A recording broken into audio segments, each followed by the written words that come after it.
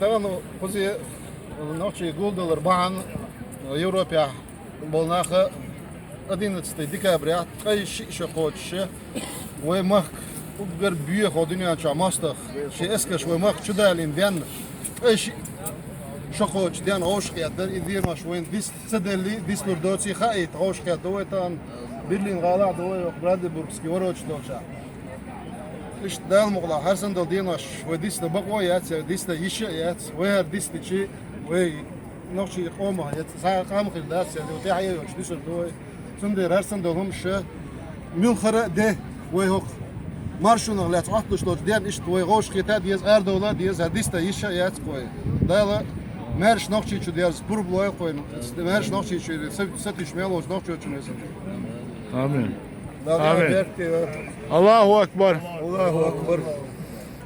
Wir gedenken hier des Beginnes des ersten Tschetschenienkrieges, weil Toquz noqchechua temshbül bolar dagloch guldella.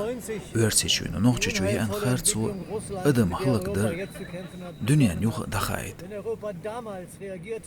Европа юханз дүйн хулчх дагloch khilya.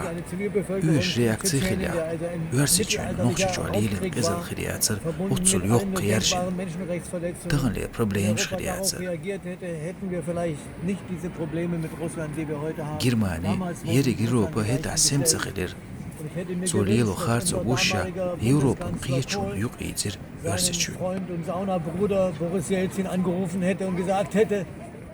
Hal Germania Khilwolz Bundeskanzler Kollu, Shedwata Elzin Zayne Verlan, Zolilo Stet Nies Dozi Khayt Nihari, Dikhirdar. Woitagan otst immer Hillak bin Virji Daglochtu. Idem Spanier Qecha Quzi Noqchi Muajir.